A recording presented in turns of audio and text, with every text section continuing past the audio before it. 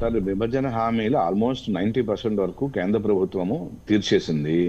ఇంకా ఉన్న 10-15% ఇరు రాష్ట్రాలు కూర్చొని మాట్లాడుకోవాలని చెప్పి రీసెంట్ గా కూడా లాస్ట్ ఒక 8-9 డేస్ బ్యాక్ కూడా కేంద్ర ప్రభుత్వం మినిస్టర్ ఆఫ్ హోమ్ అఫైర్స్ లో అధికారుల్ని ఇరు రాష్ట్ర ప్రభుత్వాల అధికారులను కూర్చోబెట్టి మాట్లాడడం కూడా జరిగింది. వాళ్ళు చిన్న ఉన్నాయి, వాళ్ళు అడ్జస్ట్ చేసుకుంటారు. అంచేత ప్రత్యేక హోదాని కానీ ఇంకోటి ఇప్పుడు మీకు ఓన్లీ కేంద్ర ప్రభుత్వం చేసే అభివృద్ధి కనబడుతుంది, కానీ రాష్ట్ర ప్రభుత్వాలు తెలుగుదేశం కానీ జగన్మోహన్ రెడ్డి గారి అభివృద్ధి ఏం లేదు. ఓన్లీ సంక్షేమ పథకాలు వాళ్ళు చేస్తున్నారు, అది కూడా కేంద్రం నిధులు ఇస్తే వాళ్ళు చేస్తున్నారు అంతే. సో అది ప్రజలకు అర్థమైంది. ఎందుకంటే నేషనల్ హైవే చూడండి, రాష్ట్ర రోడ్లు చూడండి, అది అర్థమైపోతుంది. చేస్తుంది రాష్ట్రం అధోగతి పాలు, రాష్ట్ర ప్రభుత్వం పరిపాలన అధోగతి పాలు అనేది ప్రజలు అర్థమైంది. ఒక బంపింగ్ మెజారిటీ తోటి బీజేపీ ఆంధ్రప్రదేశ్ లో మంచి స్థానాలను గెలవబోతోంది. సో ఈసారి ఇప్పుడు పొత్తు అనేది జనసేన బీజేపీ ఇంక్లూడింగ్ టీడీపీ ఉంటుందా, లేకపోతే ఓన్లీ జనసేన బీజేపీయే ఉంటుందా?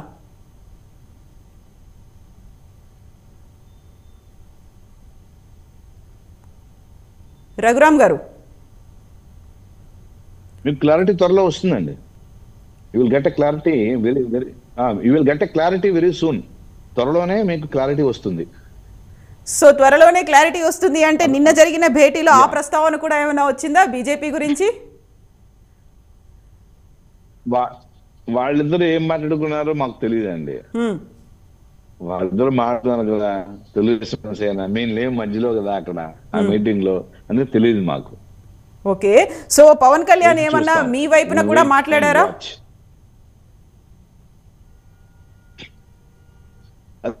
తెలియదండి ఏం మాట్లాడుకున్నారు అనేది, వాళ్ళిద్దరి మధ్య జరిగిన సంభాషణ కాబట్టి we will wait.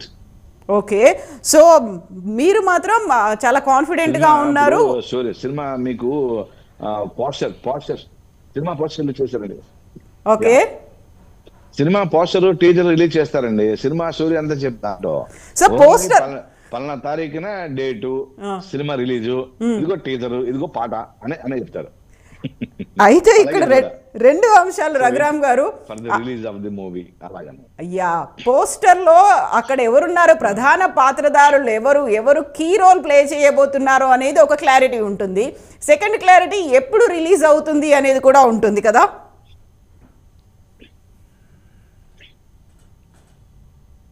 అవునండి, అందుకనే కొంతమంది ఇప్పుడు కొన్ని మూవీస్ ఎవరు మెయిన్ విలనో దాని పోస్టర్ లో ఉండదండి.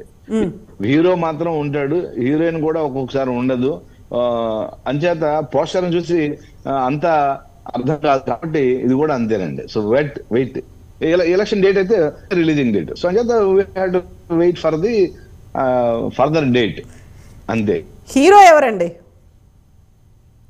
క్లారిటీ ఫుల్ ఉందండి. హీరో ఎవరు? ఫుల్ క్లారిటీ బీజేపీనే హీరో. ఓకే, బీజేపీనే హీరో. ఓకే, సో ఇప్పుడు రిలీజింగ్ డేట్ అనేది ఎప్పుడు ఉండబోతోందండి? Hero yes, election date releasing date అండి. అది ఎప్పుడుంది యాక్చువల్ గా?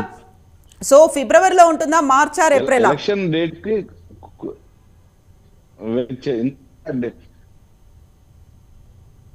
అది త్వరలో అన్నాను, అందుకనే త్వరలో రిలీజ్ అంటారు చూసారా.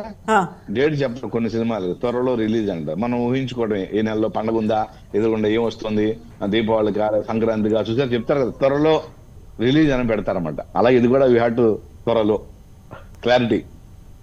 సో అన్నిటి కోసం మేము ఎదురు చూడాలి. బట్ కార్యకర్తలకి, మీ క్యాడర్కి, అక్కడ ఉన్నటువంటి లీడర్కి, ఇంక్లూడింగ్ బీజేపీ ఆంధ్రప్రదేశ్ అధ్యక్షురాలికి కూడా క్లారిటీ ఉందా?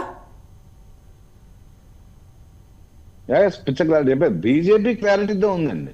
ఓకే, మేము ఇప్పుడు సినిమా తీసేవాళ్ళకి క్లారిటీ ఉండదా అండి? డైరెక్టర్ కి, ప్రొడ్యూసర్ కి సినిమా స్టోరీ తెలుస్తుంది, సినిమాలో ఏం జరుగుతుందో తెలుస్తుంది, ఎవరు హీరో ఎవరు విలన్ మొత్తం తెలుస్తుంది, క్యారెక్టర్లను తెలుస్తుంది. మేము చెప్పం కదా బయటికి, చెప్పేస్తే సినిమా అయిపోతుంది కదండి.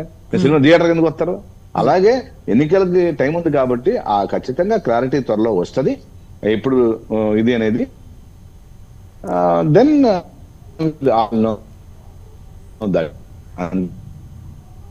సో ఇప్పుడు సినిమా రిలీజ్ అయిన తర్వాత రెస్పాన్స్ మా క్యాడర్ కానీ సో రిలీజ్ అయిన తర్వాత రెస్పాన్స్ ఎలా ఉంటుంది అనుకుంటున్నారు? రిసీవింగ్ అనేది ప్రాపర్ గా ఉంటుందా? ఎందుకంటే ఇన్ని సస్పెన్స్లు పెడుతున్నారు, ఎక్కడ క్లారిటీ అనేది లేకుండా వస్తుంది అంటే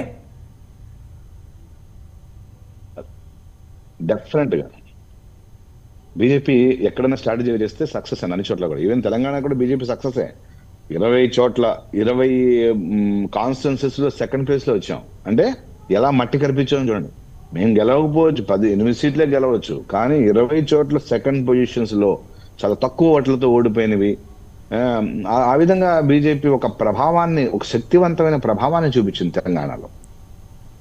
అయితే రఘురామ్ గారు చూస్తారు అది కూడా. రఘురామ్ గారు తెలంగాణకి సంబంధించి 2014లో 5 సీట్లు వచ్చాయి, 2018లో బై ఎలక్షన్తో కలిపి 3 వచ్చాయి, ఈసారి 5+3 8 అయ్యాయి. బట్ 14లో 19లో ఆంధ్రప్రదేశ్లో ఇప్పటిదాకా బీజేపీకి రాలేదు, జనసేనకు కూడా రాలేదు, అక్కడ కాంగ్రెస్ కూడా ఇప్పటికీ ఖాతా తెరియలేదు. ఈ నేపథ్యంలోనే ఇప్పుడు 2024లో ఎన్నికల్లో ఎలా ఖాతా తెరుస్తారని మీరు అనుకుంటున్నారు?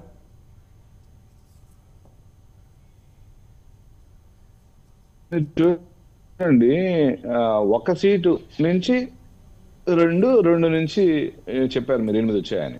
4 ఎంపీలు, 1 నుంచి 4 ఎంపీలు గెలిచాం. ఇప్పుడు 4 నుంచి 8 ఎమ్మెల్యేలు వచ్చాం కదండి. ఈ 9 కావచ్చు, ఎంపీ 10 కావచ్చు.